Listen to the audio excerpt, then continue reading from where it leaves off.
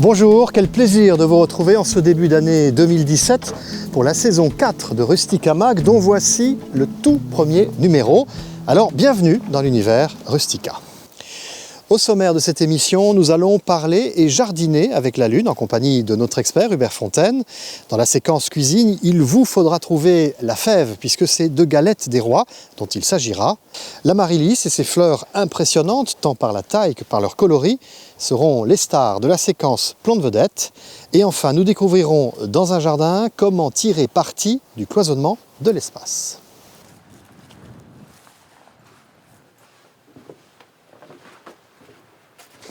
La Lune est la compagne d'un nombre croissant de jardiniers. Elle influence le développement des végétaux et indique par sa position dans le ciel, mais aussi ses quartiers, quels sont les différents travaux à effectuer au jardin. En ce début d'année, il est de coutume de se procurer un calendrier lunaire.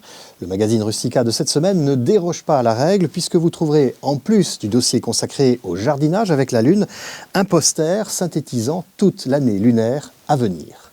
Mais ce n'est pas tout, car ce numéro est accompagné d'un carnet pratique intitulé « Jardiner avec la Lune » qui vous conseillera au fil des semaines et des mois sur les différents travaux de jardinage. Alors pour comprendre les phénomènes de lune montante et descendante, de lune croissante ou décroissante, petit cours d'astrologie et de jardinage animé par notre expert Hubert Fontaine. Pour ceux qui souhaitent jardiner avec la Lune, ne confondez pas lune montante et lune croissante. Commençons par la lune croissante. Si vous observez un calendrier, vous avez ce fameux disque noir tous les mois qui correspond au changement de lune. Passé ce changement de lune, nous sommes dans la lune croissante. Pour mémoire, une lunaison dure 29 jours, 12 heures et 44 minutes. Alors pour vous repérer, c'est pas compliqué, il suffit d'observer la Lune. Vous mettez une barre devant votre Lune, si vous regardez dans le ciel, et vous apercevrez que ça fait un P. Avec ce P, pensez à premier quartier. Puis la Lune va continuer à grossir, à s'éclairer de plus en plus pour arriver à la pleine Lune, et puis la Lune va décroître, elle va diminuer petit à petit. Si vous observez dans votre ciel, si vous voulez savoir si vous êtes en lune décroissante, même système, vous mettez une barre devant votre lune du côté le plus creux. Si vous obtenez un D, c'est une lune décroissante. La phase croissante donne de la vitalité aux plantes, c'est la partie aérienne. C'est la pleine période pour cueillir vos fruits, c'est la période où ils se conserveront le mieux. Si vous jardinez avec la Lune, choisissez une période décroissante pour faire la cueillette de vos aromates parce que c'est l'époque où les feuilles sont les plus parfumées. Si les fruits se conservent moins bien pendant la période décroissante, c'est la période où ils ont le plus de goût. C'est le bon moment de faire vos confitures. Passons maintenant à la lune montante ou la lune descendante. Je vous rappelle que la lune montante, c'est la lune qui s'écarte de la Terre. La lune descendante, c'est quand elle est plus proche de la Terre. Et pour ça, il suffit de l'observer le soir pour savoir si on est en lune montante ou en lune descendante. Si le soir, elle est du côté de l'horizon, alors pour ça, vous prenez un point de repère, un arbre par exemple. Le lendemain, vous observez la lune à peu près à la même heure. Si elle s'écarte de la Terre, si vous la voyez monter par rapport au point de repère, vous êtes en période montante. C'est la bonne période pour faire ses semis, pour greffer par exemple dans votre jardin. La lune descendante, c'est la période où la lune va se rapprocher de la Terre. C'est la période sous terre, c'est la période où on s'occupe des racines, des carottes, des betteraves. Donc c'est le bon moment pour bouturer, tailler, repiquer vos plantes et surtout faire vos plantations. Le 8 janvier dernier, ce fut le jour des rois, mais il est de coutume de célébrer l'épiphanie durant tout le mois de janvier en dégustant des galettes. Des galettes dans lesquelles se trouve une fève, et bien heureux celui ou celle qui l'obtiendra dans sa part, car il deviendra reine ou roi. Alors vous pouvez bien entendu acheter une galette dans une boulangerie, mais vous pouvez aussi la fabriquer vous-même. Comment ? Eh bien tout simplement en suivant notre recette filmée pas à pas. Alors Dolly, tu crois que tu auras la fève cette année ?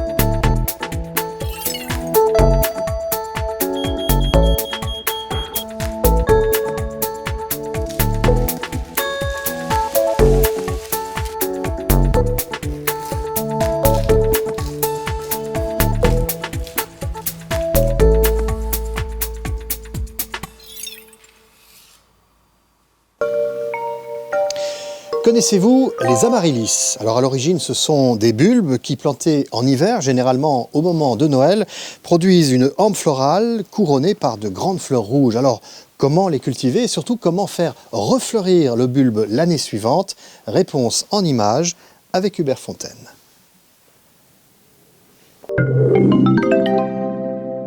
L'amaryllis est une plante bulbeuse qui fleurit très facilement en appartement la première année et qui refleurit davantage la deuxième année, à condition de bien le nourrir. Comme vous pouvez le constater, un bulbe d'amaryllis est capable de fleurir sans eau et sans terre. C'est un petit peu ce qu'on retrouve parfois dans les jardineries lorsqu'on abandonne les bulbes de cette façon. Donc ils fleurissent. Seulement l'année prochaine, ce même amaryllis ne fleurira pas. Il fera des feuilles si on le remet en végétation, mais il ne donnera pas de fleurs. Explication. Donc on va prendre un bulbe d'amaryllis. Donc non développé, on va utiliser un pot en terre, un pot assez lourd. On va le remplir de terre, d'une bonne terre, un terreau universel.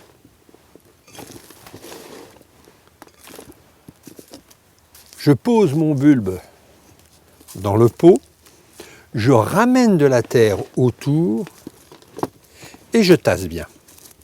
Seulement, vous l'avez remarqué, lorsque l'amaryllis pousse, il y a des grandes hampes florales qui risquent de tomber et de se briser. Donc, en prévision, dès le départ, je vais y mettre des tuteurs. 5 bons tuteurs, ici il s'agit de tuteurs en bambou.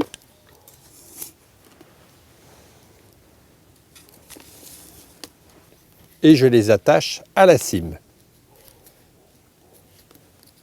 Ainsi, notre bulbe d'amaryllis, lorsqu'il va se développer, la hampe florale sera coincée entre les branches et elle va pouvoir tenir. Maintenant, pour conserver beaucoup plus longtemps notre amaryllis, pendant toute la période de floraison, vous allez l'arroser, mais vous ne lui apporterez pas d'engrais. Une fois que l'amaryllis sera défleuri, vous couperez la hampe florale, une ou deux hampes florales, et il sera toujours avec ses feuilles. Donc à partir du moment où l'amaryllis va commencer à avoir ses belles feuilles, vous allez l'arroser copieusement, mais surtout lui apporter de l'engrais. Explication simple, c'est que l'engrais va renourrir le bulbe, va le permettre de gonfler, et une fois qu'il sera bien gonflé, au bout de quelques semaines, les feuilles vont commencer à jaunir, vous allez le laisser se reposer, vous l'arroserez moins, et c'est à partir de l'automne prochain, lorsque vous le remettrez en végétation, développera des fleurs avant les feuilles. Lors de l'aménagement d'un jardin, il peut être judicieux de compartimenter les lieux pour créer plusieurs espaces dédiés aux plantes, mais aussi aux différentes activités de plein air. Pour le jardin, on va donc s'inspirer et pourquoi pas appliquer ce que font les architectes pour une habitation, c'est-à-dire cloisonner l'espace et affecter à chaque pièce un usage bien défini.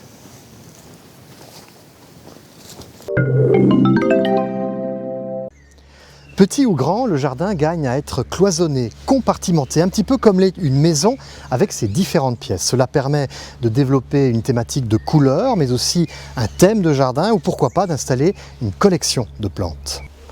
La première solution consiste à utiliser les murs existants. Nombre de propriétés possèdent des murs, sont clos de murs, qui vont permettre déjà de cloisonner, de compartimenter le jardin.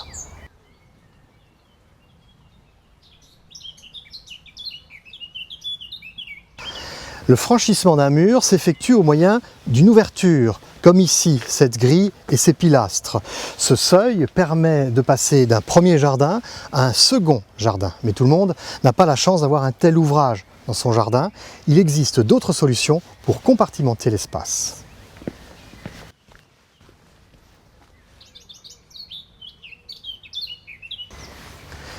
L'une des solutions consiste à planter une haie taillée qui occupera un volume aussi précis et défini qu'un mur en maçonnerie.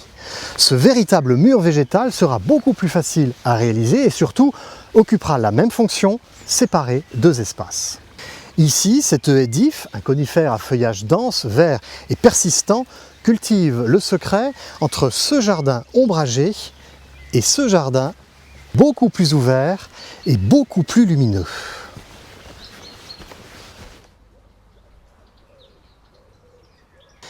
Pour échapper à l'aspect un petit peu trop massif d'une haie traditionnelle, vous pouvez très bien opter pour une haie basse, beaucoup plus basse. Une haie de buis, comme ici, qui séparera deux espaces tout en laissant passer le regard. Ainsi, le sentiment d'enfermement sera beaucoup moins prononcé.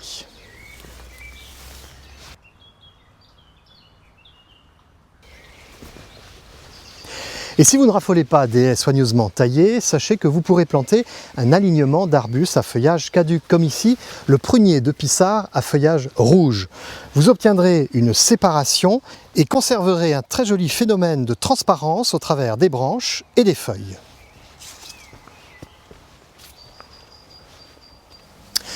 En plus de multiplier les univers, le cloisonnement du jardin permet de cultiver le secret et de susciter la curiosité, des sentiments que tout jardinier devrait savoir développer dans son jardin. Que faire de la frondaison d'un arbre qui dépasse en limite de propriété? À qui appartiennent les fruits tombés sur votre terrain? À quelle hauteur faut-il tailler des haies entre deux jardins? Pour répondre à ces questions d'ordre juridique, le magazine Rustica de la semaine prochaine s'empare de l'épineux dossier de la mitoyenneté entre les jardins, afin de préserver l'entente cordiale entre les jardiniers. Mais en attendant, merci de nous avoir rejoints pour la saison 4 du magazine TV de Rustica. Et n'oubliez pas de nous retrouver pour le prochain numéro de Rustica Mag. Désormais, nous avons rendez-vous tous les 15 jours. Allez, viens Mimi.